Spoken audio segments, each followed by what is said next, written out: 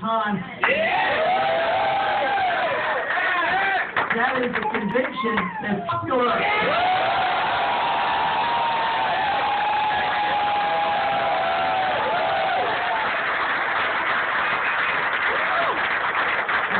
We have had a fantastic showing for this cause and challenging people, not all that we have been putting up with for decades.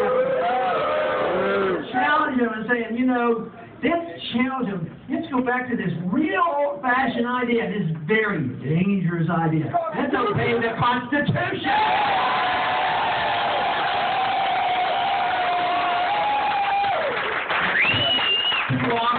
Those who preach limited government and small government, they forget that invasion of your privacy is big government, and we have to emphasize protecting your personal rights and your economic rights are what the government's supposed to do. They're not supposed to run our lives or spend money.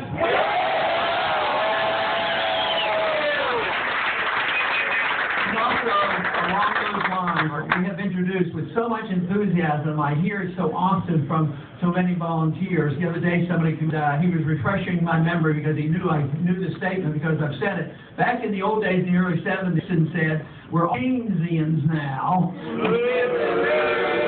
Even the Republicans accepted, we're waiting for the day when we can say, we're all Austrians now. But I think in intellectual and political changes that we have brought about is the emphasis on a very important matter, making sure we get to the bottom of the ultimate bailouters, and that is our Federal Reserve System. We need reforms there, and we need a new monetary system, but obey the Constitution. This is something that we've made great progress. So the first and initial important step that we've worked so hard, and it's on the table. Today there was a national poll came out, and they were talking about how many people supported the gold standard. How long has it been since they've taken a national poll on the gold standard?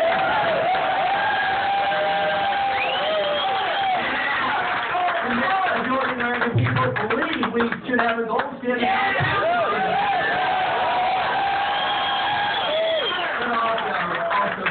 Strides that we have made has been really on the foreign policy. The fact that we can once again talk in Republican circles and make it credible, talking about what Eisenhower said, beware of the military-industrial complex. Talking about the old days when Robert Taft, Mr. Republican, said that we shouldn't be engaged in these entangling alliances. He believed what the founders taught us. He didn't even want to be in NATO. We certainly don't need NATO and the UN to tell us when to go to war.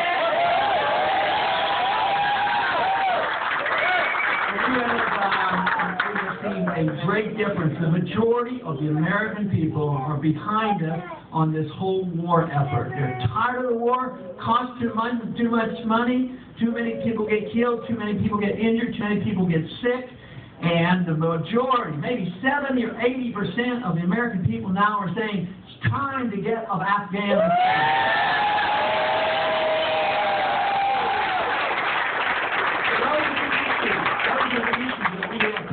Front and center. They're out there. They're not going to go away.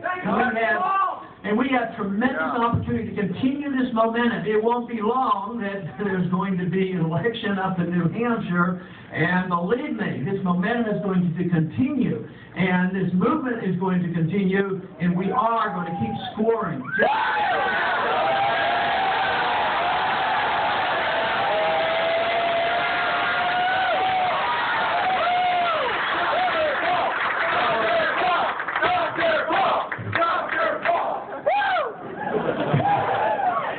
So tonight we have come out of an election, and we're essentially three winners, three top vote getters, and we will go on. We will raise the money.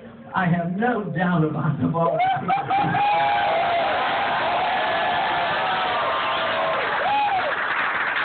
A lot of you have said, and you thank me, and you compliment me, and thank me for helping you along. But let me tell you, you helped me along. You helped my family along. All our work, our supporters.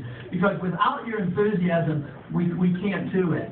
And this is where I feel most obligated. You know, we want to do the job, present the case, and if anything isn't perfect, I worry not about myself, I worry about you and making sure that you're satisfied. I think there's nothing to be ashamed of, everything to be satisfied, and be ready and raring to move on to the next stop, which is New Hampshire.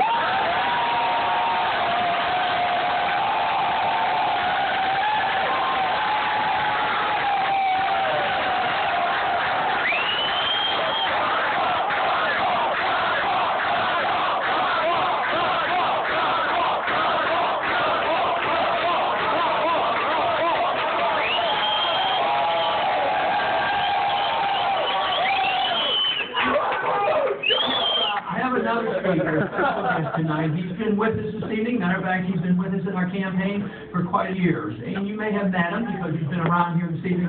But I'd like him to come out and say a few words.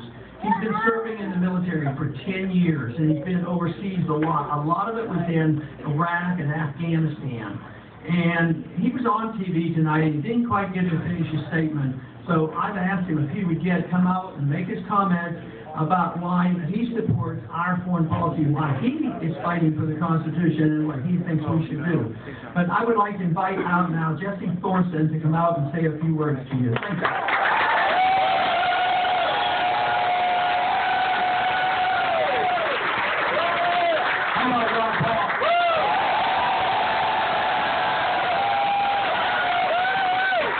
If there's any man out there that's had a vision for this country, it is definitely him. His foreign policy is, by far, hands down, better than any candidate.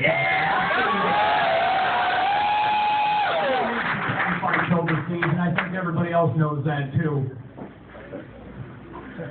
I'm flabbergasted right now. It's incredible. Rock star. We're going to keep getting online. We're going to keep talking to people, and we are going to make sure this man is the next president of the United States.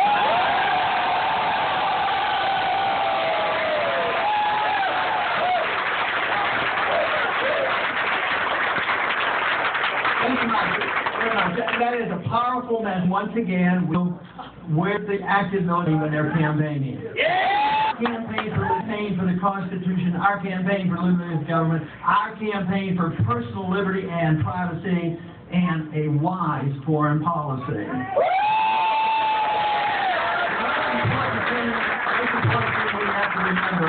Is we want to have influence in the world. That's very important. We want to be active in the world.